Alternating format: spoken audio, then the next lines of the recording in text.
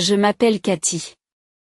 J'ai 45 ans et je suis devenue une fervente adepte de la santé, tout cela parce que je commençais à avoir mal au dos quand je me réveillais le matin.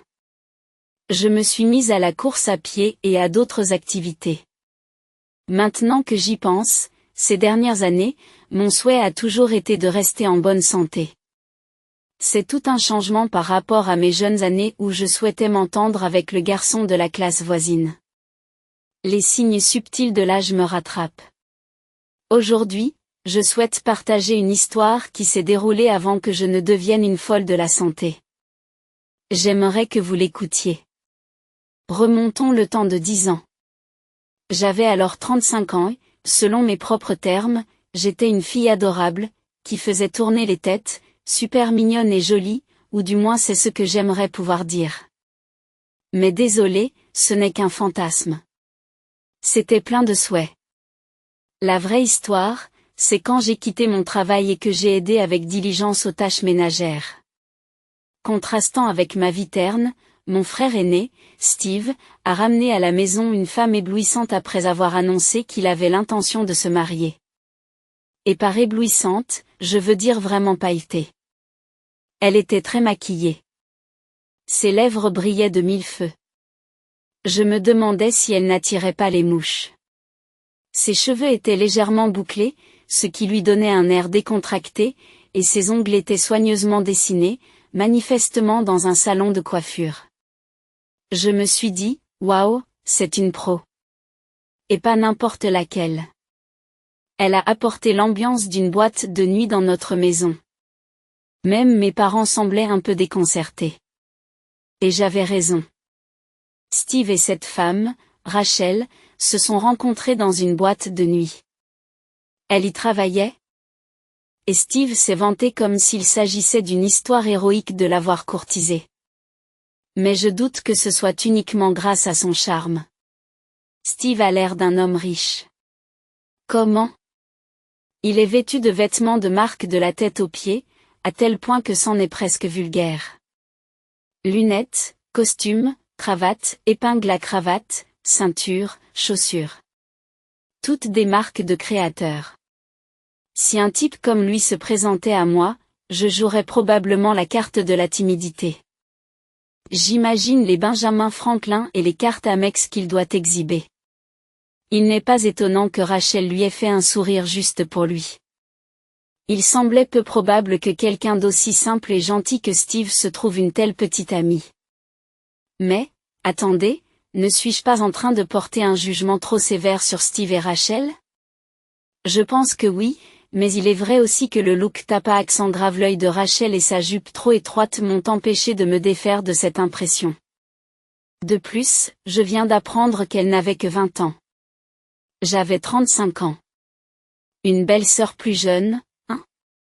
Je ne sais pas comment me comporter avec Rachel.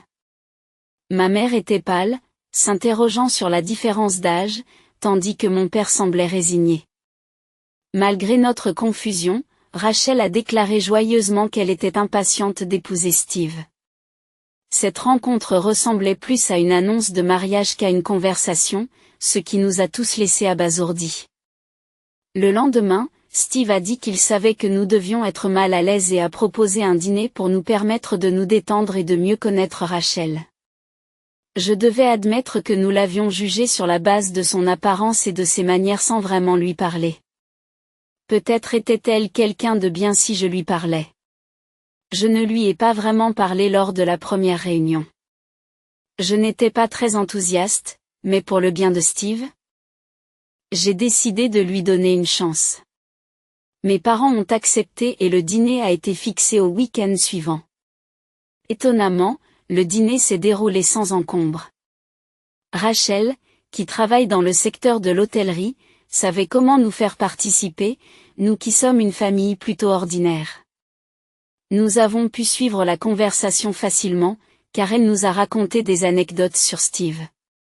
D'après son apparence, elle semblait appartenir à un monde différent de celui dans lequel nous vivons, mais je devais admettre que mon premier jugement était erroné. Mais alors que je revenais des toilettes, j'ai entendu Rachel dire du mal de notre famille sur son téléphone. Ils sont tous quelconques. Surtout la mère, dont le visage est couvert de rides et de taches, ce qui est vraiment impossible. Je ne veux pas vieillir comme ça. Le père est aussi un peu vieux, alors je ne sais pas si je serai capable de le supporter. Je pense à inventer une liaison et à divorcer rapidement. La sœur est plus âgée et n'a pas de petite amie. Elle est tellement grosse et employée que c'est drôle. Je dois m'enfuir avant qu'elle ne me demande de m'occuper d'elle à l'avenir. Je suis restée bouche bée. Est-ce que j'entendais des choses? Mais non, elle était là, en train de bavarder joyeusement de choses désagréables sur ma famille. Je suis restée bloquée. Que faire? Devais-je dire, qu'est-ce que tu dis ce que tu veux? Ou dois-je me taire? Le temps que je me décide, elle est retournée à la table. Je l'ai suivie à contre-séhur, ne voulant pas gâcher la soirée. Le dîner s'est terminé sans incident, mais l'opinion que ma famille avait de Rachel a grimpé en flèche, car elle ne connaissait pas ses vraies couleurs. Steve a continué à organiser des dîners jusqu'au mariage, apparemment désireux d'intégrer pleinement Rachel dans notre famille.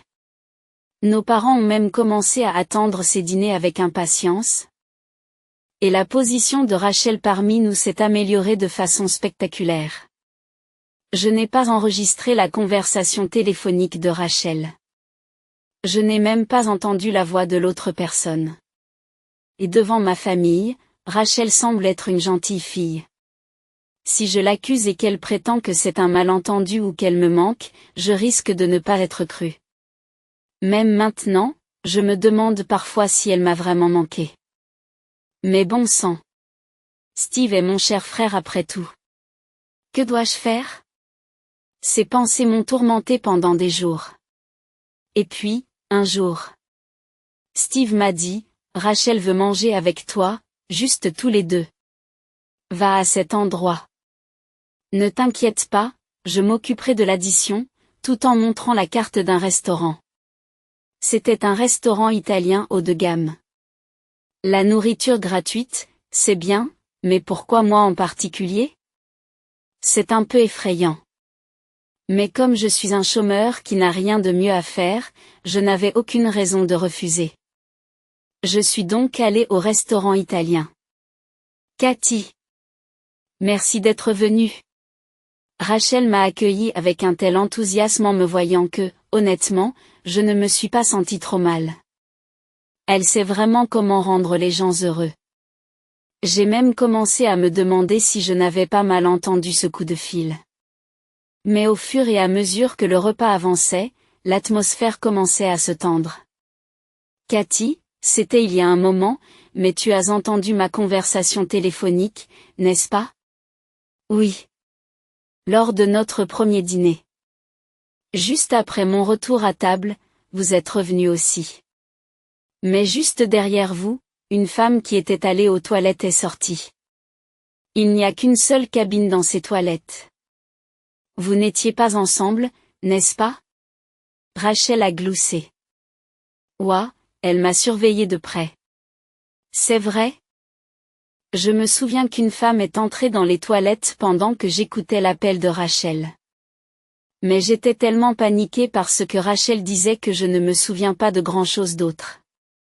Je ne trouvais rien à dire, alors j'ai pris une bouchée de mon gratin de riz. Tu ne fais pas passer la nourriture avant la conversation? Tu ne feras que grossir. Comprenant qu'on me provoquait, je me suis dit que c'était une raillerie, d'accord. Ne le cachons plus, mais s'il te plaît, ne raconte pas notre conversation à Steve ou à tes parents, d'accord? A dit Rachel en riant bruyamment. Soit dit en passant, ma prise de poids a commencé lorsque j'ai travaillé dans un environnement toxique, ce qui m'a poussé à manger sous l'effet du stress. J'ai eu une période où je ne mangeais pas du tout, je devenais maigre, mais ensuite j'ai commencé à trop manger pour soulager mon stress et j'ai pris du poids. Bien sûr, je suis en surpoids, mais maintenant je me concentre sur ma santé mentale et je me dis que tant pis si je suis grosse. J'étais juste un peu au-dessus du poids normal. Ce qui m'importait, c'était de vivre sans stress. Je me sentais bien dans ma peau, et je ne voyais pas pourquoi Rachel devrait avoir son mot à dire. Tu sais, pour être honnête, je te trouve, et même tes parents, un peu embarrassant. Tu comprends, n'est-ce pas? Pas question, comment pourrais-je être d'accord avec le fait d'être traitée de gênante? Est-ce que je vis à La La Land? Je ne peux pas dire à tes parents de ne pas venir au mariage, mais Cathy, tu n'as pas à te forcer. Ça doit être difficile de se déplacer en étant en surpoids, non? Je t'enverrai une invitation au mariage pour la forme, mais trouve une excuse et n'y assiste pas.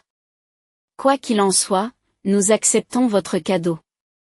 Elle pense qu'un chômeur comme moi a de grands projets pour rater le mariage de mon frère? Et après avoir fait tout ce chemin jusqu'à ce restaurant, elle dit que déménager est difficile pour moi. Je n'y crois pas. J'avais envie de la frapper en plein visage, mais j'ai gardé mon sang-froid et j'ai dit, d'accord, je ne viendrai pas comme tu le souhaites. Mais ne viens pas me voir en pleurant plus tard. Après cela, j'ai quitté le restaurant. Quand je suis rentrée à la maison et que j'ai dit à mes parents que je n'allais pas au mariage de Steve, ma mère a paniqué. Qu'est-ce qui s'est passé tout d'un coup? Pourquoi as-tu dit cela? Mon père aussi avait l'air perplexe. Qu'est-ce qui se passe? Rachel m'a dit qu'elle accepterait un cadeau mais qu'elle ne voulait pas que j'assiste au mariage. Elle dit que je suis trop gênée parce que je suis grosse. J'ai un peu paraphrasé, mais c'est en gros ce qu'elle a dit. Vraiment? Rachel a dit que leur visage montrait de l'incrédulité et de la confusion, comme s'ils ne pouvaient pas le croire, mais aussi qu'ils ne pouvaient pas imaginer que je mentirais. Je comprends ce que vous ressentez. Je ressentais la même chose jusqu'à présent. Mais écoutez ceci. J'ai posé un petit enregistreur sur la table. C'est vrai, j'ai apporté l'enregistreur au cas où, puisqu'il n'y aurait que Rachel et moi au restaurant. Je voulais vraiment des preuves concrètes cette fois-ci. Alors, quand elle m'a demandé si j'avais écouté son appel téléphonique, je l'ai mis en marche. En écoutant l'enregistrement, mes parents ont alterné entre pâleur et colère. Après avoir tout entendu, mon père a tapé du poing sur la table et s'est écrié, « Elle se moque de notre famille ». Je ne voulais pas jeter de l'huile sur le feu, mais je devais partager les informations nécessaires. Je leur ai dit que je me méfiais de Rachel depuis le début parce qu'elle avait tenu des propos similaires lors du premier dîner. Ma mère s'est enfouie la tête dans les mains, se lamentant sur le fait qu'elle était devenue une belle fille pénible. Non, elle ne l'est pas encore. Maman. Steve n'a pas encore enregistré le mariage. Mes parents ont eu l'air choqués par mes paroles. Qu'est-ce qu'on fait pour le mariage alors? Si nous annulons maintenant, Steve ne va-t-il pas devoir payer les frais d'annulation, demande mon père, inquiet. Ne vous inquiétez pas, j'ai un plan. Steve ne perdra pas un centime. C'est ce que j'ai dit avec assurance. Nous nous sommes séparés et avons commencé à appeler les parents et les amis de Steve qui étaient invités au mariage. Nous devions leur dire d'annuler leur participation. Pour que tout le monde comprenne bien la situation, j'ai fait en sorte que l'enregistrement soit accessible en ligne. Bien sûr, j'ai expliqué verbalement ce qui s'était passé, mais pour ceux qui avaient du mal à le croire, ils pouvaient écouter eux-mêmes les paroles de Rachel. Il s'agissait d'un cas où entendre c'est croire. Lors de l'appel, nous nous sommes excusés d'avoir été trop indulgents dans le choix de la belle-fille et d'avoir entraîné tout le monde dans ce pétrin, en expliquant sincèrement pourquoi nous voulions qu'il n'assiste pas à l'événement. Je ne mentirai pas, j'étais nerveuse. J'avais l'impression d'exposer l'embarras de notre famille et je craignais que personne n'accepte une demande aussi scandaleuse, ce qui risquait de rompre les liens avec les membres de la famille. Mais lorsque nous avons plaidé que nous voulions aider notre cher fils, que c'était égoïste, mais que nous devions coopérer, tout le monde a accepté, ce qui est surprenant. Ils nous ont même réprimandés, vous ne pouvez pas le laisser épouser quelqu'un comme ça. C'est logique. Il s'est avéré que nos parents et les amis d'enfance de Steve que nous pouvions joindre ont tous décidé de ne pas assister au mariage. Nous avons également informé le lieu du mariage de la situation, en expliquant que tous les membres de l'entourage de Steve, à l'exception de connaissances professionnelles que nous ne pouvions pas contacter, ne seraient pas présents. Bien qu'il s'agisse d'un énorme inconvénient, ils ont compris en disant qu'il s'agissait d'un événement important de la vie, après tout. Je pense que c'était plus la gentillesse de l'organisateur du mariage que la position officielle du lieu. Nous leur avons probablement causé beaucoup de problèmes en coulisses, mais je n'oublierai jamais leur compréhension. Ensuite, il y a eu Steve. Nous avons attendu 3 semaines avant le mariage, à la dernière minute, pour lui annoncer que tout le monde se désistait. Après avoir tout appris, il est resté là, en état de choc, et a finalement dit « Je comprends ». Si Steve avait insisté pour que le mariage ait lieu malgré tout, notre plan aurait échoué. Mais j'ai fait confiance à mon intuition de sœur qui me disait que tout irait bien. La nuit précédant le mariage, un orage s'est abattu sur notre maison. Rachel est entrée en trombe avec ses parents, furieuse. Qu'est-ce que cela signifie? Steve était juste derrière eux. Oh, Rachel, qu'est-ce qui ne va pas? Demanda ma mère d'un ton nonchalant. Qu'est-ce qui ne va pas? Depuis 7 semaines, les annulations pour le mariage se succèdent. C'était trop étrange, alors quand j'ai insisté auprès de Steve, même ta propre famille a dit qu'elle ne viendrait pas. Qu'est-ce qui se passe pour notre grand jour? C'était à prévoir. Nous avions demandé à tout le monde, y compris à l'organisateur, d'annuler à l'avance, mais de prévenir Rachel et Steve à la dernière minute. Rachel m'a contacté inutilement, pensant qu'elle pourrait garder le secret jusqu'au mariage. Sa nature impulsive et son manque de sang-froid l'ont amenée à révéler son vrai visage. Rachel a dit que notre famille était embarrassée et qu'elle ne voulait pas que vos parents soient présents au mariage. Nous avons dit la vérité à tout le monde et nous avons décidé en tant que famille de ne pas y assister. Ne mentez pas. Gâchez un jour si important avec des mensonges. La liste des invités est maintenant inférieure à la moitié. Comment allez-vous faire pour arranger les choses? Les parents de Rachel, presque frénétiques, l'ont serrée dans leurs bras en disant « Pauvre Rachel. Qu'est-ce que tu comptes faire avec tout ça? Veux-tu annuler les fiançailles ?» La mère de Rachel nous a jeté un regard sévère. Mais ce n'est pas à nous de répondre. Steve, tu ne vas pas rester planté là tout le temps, n'est-ce pas? J'ai donné un coup de coude à mon frère, qui semblait ne pas savoir quoi faire. Oh. Qu'est-ce que tu veux, Steve?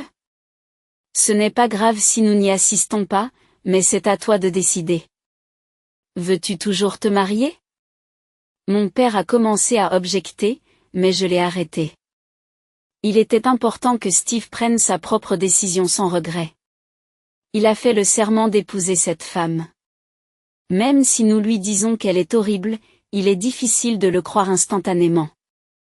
Mais Steve n'est pas un homme sans jugement. Je lui ai fait confiance. J'aimais Rachel et je voulais vraiment l'épouser. Vous voyez? Steve dit ça, alors vous devez tous comprendre la situation. Rachel, prenant les paroles de Steve pour du soutien, a dérapé et s'est adressée à nous de manière informelle. Steve a remarqué ce changement et a souri tristement. Je n'ai vraiment pas d'attirance pour les femmes. Je ne suis pas sortie avec grand-chose et j'étais trop excitée à l'idée d'épouser une belle femme.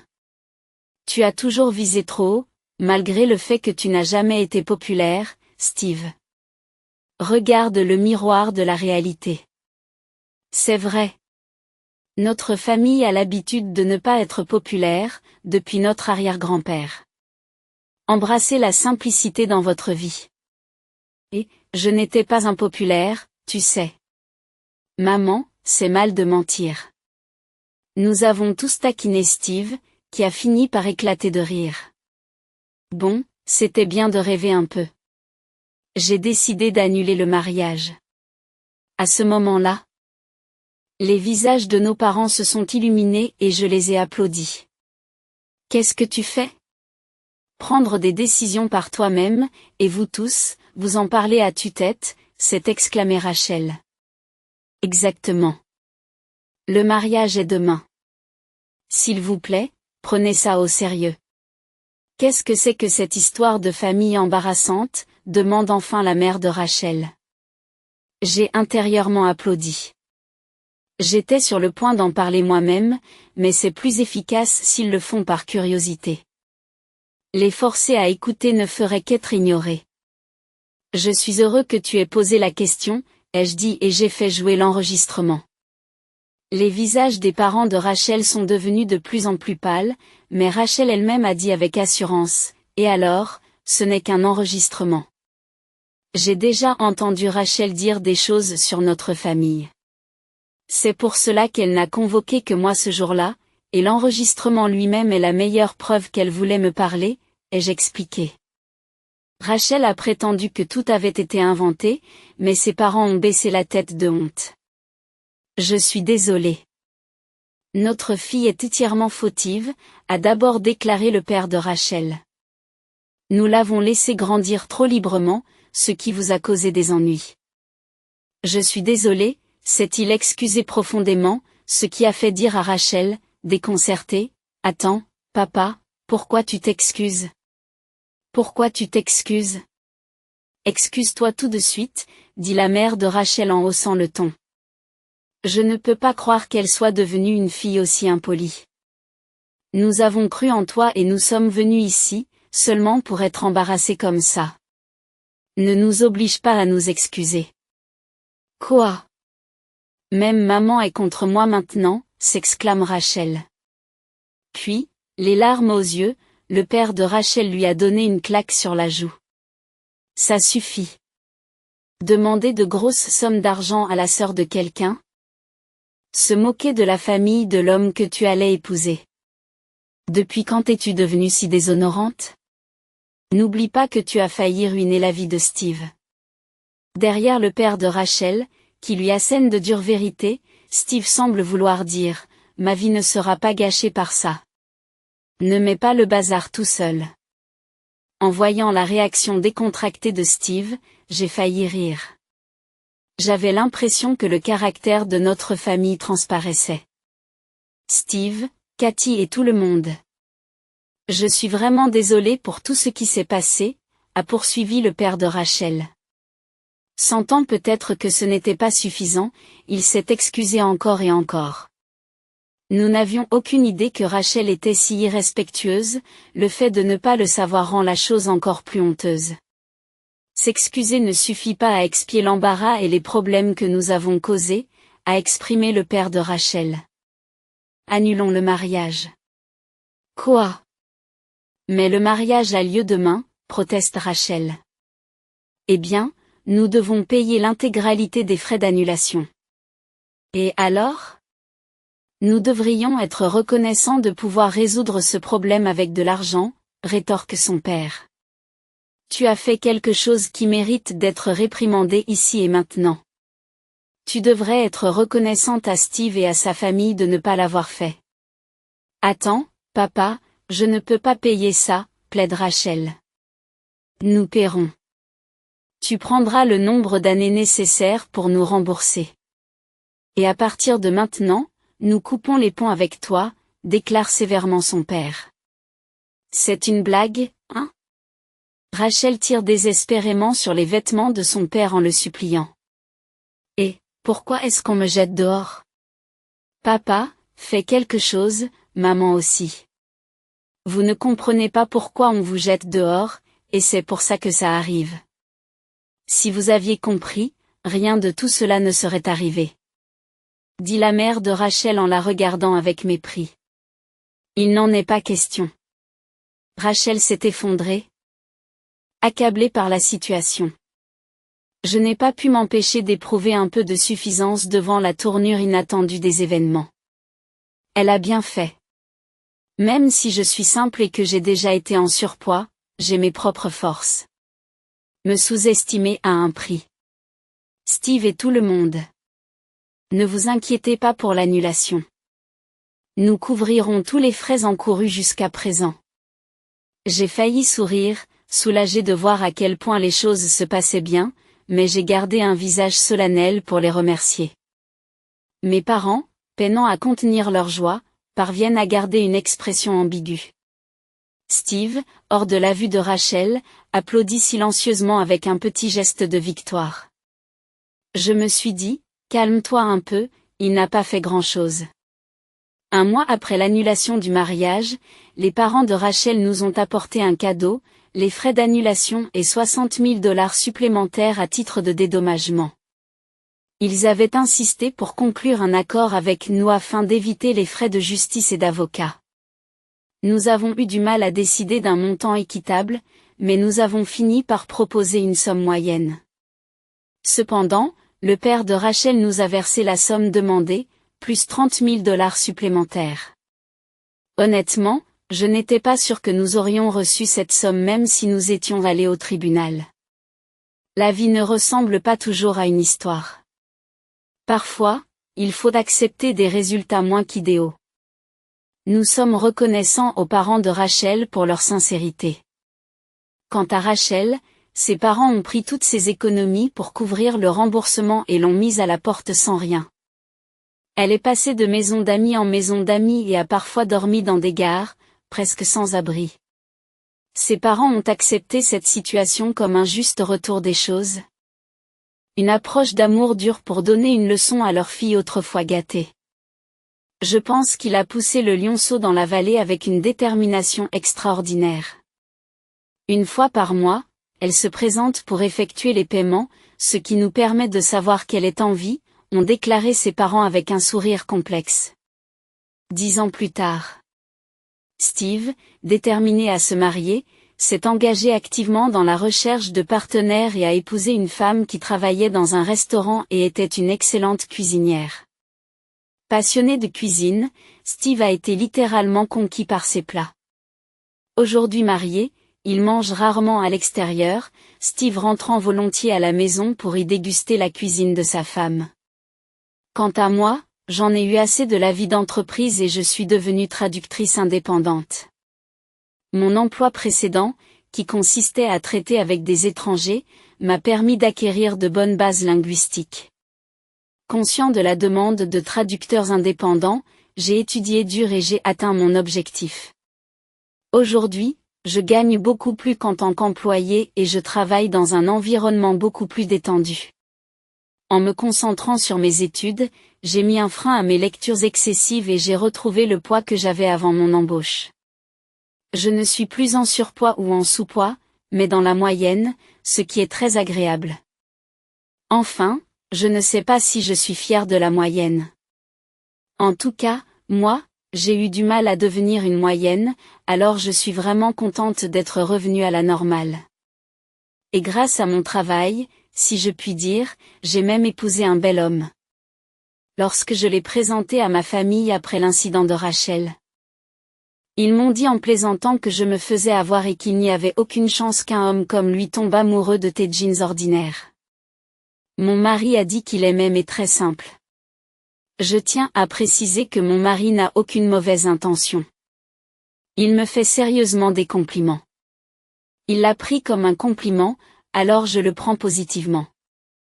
Notre fille a maintenant 4 ans. Chaque jour est très animé et joyeux. Le seul problème, c'est que son livre d'histoire pour le coucher traite de l'histoire. Étonnamment, elle l'adore et s'endort paisiblement en l'écoutant tous les soirs.